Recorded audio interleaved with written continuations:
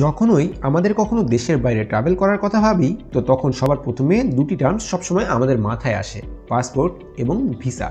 আপনাদের মধ্যে কারো কারো পাসপোর্ট তো রয়েছেই নিশ্চয়ই, অথবা ভিসাও থাকতে পারে, কিন্তু অনেক মানুষ এমনও রয়েছেন পাসপোর্ট বা ভিসার ডিফারেন্সটাই হয়তো বা তাদের জানা নেই। এমন অবস্থায় কুইক সাপোর্টের জন্য এই ভিডিওটিতে আপনাদের স্বাগতম। পাসপোর্ট এবং ভিসার ব্যাপারে ইনফরমেশন দিব আমরা আজকের এই ভিডিওতে। এই ভিডিও দেখার পর আপনার কমন কনফিউশনগুলো দূর হয়ে যাবে, আর এর জন্য এই ভিডিওটিকে শেষ পর্যন্ত নিশ্চয়ই দেখবেন। তো চলুন শুরু করা যাক এবং পাসপোর্ট এবং ভিসার ব্যাপারে সম্পূর্ণ তথ্য জানা যাক। পাসপোর্ট এমন একটি ট্রাভেল ডকুমেন্টস যেটি কোনো দেশের গভর্নমেন্ট তাদের নাগরিকদের ইস্যু করে থাকে। এই ডকুমেন্ট ইন্টারন্যাশনাল ট্রাভেলের পারপাস থেকে সেই নাগরিকের ন্যাশনালিটি এবং আইডেন্টিটিকে ভেরিফাই করে। অ্যাডাল্ট ছাড়াও চিলড্রেন এবং বেবিদের জন্য পাসপোর্ট থাকা জরুরি। পাসপোর্ট আসলে একটি স্মল বুকলেট যেখানে personal name, date of birth, place of birth, gender, photos, signature, passport date of issue and date of expiry আর পাসপোর্টসের নাম্বারের মতো সকল ডিটেল মেনশন করা থাকে।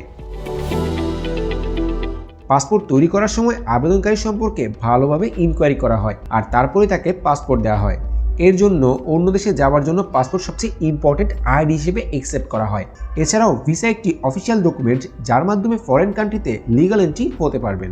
এবং যদি আপনি আমেরিকাতে ঘুরতে যেতে চান তো তখন আপনি ভিসা আমেরিকান গভর্নমেন্টের থেকেই পাবেন। এক্ষেত্রে বাংলাদেশি গভর্নমেন্ট কোনোভাবেই হেল্প করতে পারবে না। ভিসা ইউজুয়ালি পাসপোর্টসের উপর স্ট্যাম্প করে দেওয়া হয় অথবা এটি পাসপোর্টসের মধ্যে আটকে দেওয়া হয়।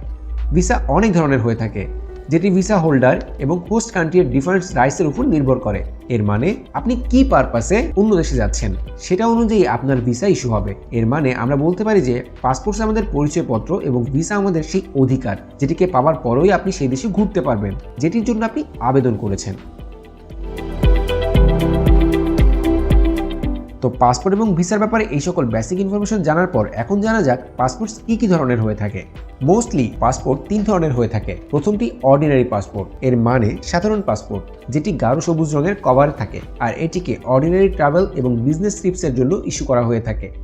দ্বিতীয়টি হলো অফিসিয়াল পাসপোর্ট, যেটি নীল কভার পাসপোর্ট হয়ে থাকে আর এটিকে কোনো গভর্নমেন্ট অফিসারদের ইস্যু করা হয় যারা অন্য দেশে বাংলাদেশি গভর্নমেন্টকে রিপ্রেজেন্ট করে। তৃতীয়টি হলো ডিপ্লোম্যাটিক পাসপোর্ট। এই পাসপোর্টের রেড কভার হয়ে থাকে আর এটি শুধু বাংলাদেশের টপ র্যাঙ্ক গভর্নমেন্ট অফিসারদের ইস্যু করা হয়। পাসপোর্ট কতটা ইম্পর্টেন্ট আর কত ধরনের হয়ে থাকে এটি তো আপনি জেনেই গেলেন, কিন্তু আপনার এটিও জানা জরুরি যে যদি কখনো আপনি অ্যাবোর্ডে ট্রাভেল করতে গিয়ে আপনার পাসপোর্ট হারিয়ে ফেলেন তো তখন আপনি কি করবেন? ওই বাংলাদেশি সিটিজেন কিভাবে বাংলাদেশে ফিরে আসবে? এর নিয়ে আরও অনেক প্রশ্ন আছে। তো এই প্রশ্নগুলোর উত্তর এটি যে ওই দেশে অবস্থিত বাংলাদেশ এম্বাসি ওই বাংলাদেশি সিটিজেনকে এমার্জেন্সি সার্টিফিকেট গ্রান্ট করে দিবে, যার মাধ্যমে ওই ব্যক্তি আবার বাংলাদেশে আসতে পারবে। এই এমার্জেন্সি সার্টিফিকেটকে এমার্জেন্সি পাসপোর্ট অথবা টেম্পোরারি পাসপোর্টও বলা হয়ে থাকে। তো এখন জানা যাক ভিসা কত প্রকার হয়ে থাকে। ভিসা অনেক ধরনের হয়ে থাকে, যেটি ভিসা হোল্ডারের রিকোয়ারমেন্ট অ্যাকর্ডিং টু ইস্যু করা হয়।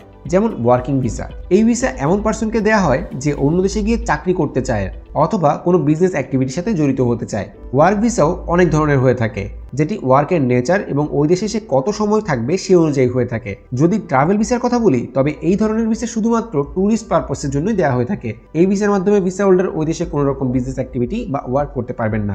এছাড়াও ট্রাভেল ভিসাও দুই ধরনের হয়ে থাকে, immigrant and non immigrant. Immigrant ভিসার মাধ্যমে ভিসা হোল্ডার হোস্ট কান্ট্রিতে পার্মানেন্ট থাকতে পারবে আর নন ইমিগ্রেন্ট ভিসার মাধ্যমে হোস্ট কান্ট্রিতে টেম্পোরারি বেজের উপরই এন্ট্রি করতে পারবে। যদি ওয়ার্কিং হলিডে ভিসার কথা বলি তবে এই ধরনের ভিসার মাধ্যমে ভিসা হোল্ডার ওই কান্ট্রিতে টেম্পোরারি এমপ্লয়মেন্ট নিতে পারবেন যেখানে সে ঘুরতে গেছে। সব দেশে এই ধরনের ভিসা অফার করে না, তবে Australia, Argentina, Canada, Belgium, Japan এবং ইউকের মতো দেশগুলোতে এই ধরনের ভিসা অফার করা হয়ে থাকে। যদি বিজনেস ভিসার কথা বলি তবে বিজনেস ভিসার মাধ্যমে আপনি হোস্ট কান্ট্রিতে বিজনেস কনফারেন্সে অ্যাটেন্ড করা, অন্য কোনো কোম্পানির সাথে বিজনেস করা, এমন কোনো অ্যাক্টিভিটি করতে পারবেন। এর জন্য আপনাকে ওই দেশের লেবার মার্কেটে জয়েন হতে হবে না। ভিজিটরকে এটি শো করতে হবে যে সে হোস্ট কান্ট্রি থেকে কোনো ইনকাম রিসিভ করছে না। এরপরে আছে স্পাউস ভিসা। যখন লাইফ পার্টনার সেম কান্ট্রি থেকে না হয়ে থাকে তো তখন তারা এই ভিসার মাধ্যমে একে অপরের সাথে দেখা করতে পারে। ট্রানজিট ভিসা, এটি শর্ট টার্ম ভিসা হয়ে থাকে। এটি কোনো পার্সনকে তখন ইস্যু করা হয় যখন সে কোনো দেশে ট্রাভেল তো করেই থাকে কিন্তু ওইখানে পার্মানেন্টলি বসবাস করেন না। এই ভিসা ইউজুয়ালি 5 অথবা এর থেকে কম দিনের জন্য ভ্যালিড হয়ে থাকে আর এই ডিউরেশন ওই কান্ট্রির উপর ডিপেন্ড করে। স্টুডেন্ট ভিসা, স্টুডেন্ট ভিসার কথা যদি বলি, তবে এটি এক ধরনের নন ইমিগ্রেন্ট ভিসা হয়ে থাকে যা ভিসা হোল্ডারকে হোস্ট কান্ট্রিতে স্টাডি করার জন্য ইস্যু করা হয়ে থাকে। রিফিউজি অথবা অ্যাসাইলাম ভিসা, এই ধরনের ভিসা এমন লোকদের ইস্যু করা হয় যাদের জীবন ন্যাচারাল ডিজাস্টার, ওয়ার এবং এমনই অন্যান্য অবস্থার জন্য বিপাকে পড়েছে। তো পাসপোর্ট এবং ভিসার টাইপ জানার পর আপনার ই পাসপোর্ট এবং ই ভিসা সম্পর্কেও ধারণা থাকা দরকার। ই পাসপোর্ট একটি ইলেকট্রনিক পাসপোর্ট, যেটি একটি রেগুলার পাসপোর্ট বুকলেট হয়ে থাকে, যেটিতে কোনো ইলেকট্রনিক চিপ লাগানো থাকে। এই চিপে পাসপোর্ট হোল্ডারের ইনফরমেশন থাকে, আর এই পাসপোর্ট ফ্রডদের জন্য এক্সট্রা লেয়ার সিকিউরিটি প্রোভাইড করে। ই ভিসা মানে ইলেকট্রনিক ভিসা, যেটি একটি ডিজিটাল ভিসা হয়ে থাকে যা ডেটাবেজে স্টোর থাকে। এটি ভিসা হোল্ডারের পাসপোর্টের নাম্বারের সাথে লিঙ্ক করা হয়ে থাকে।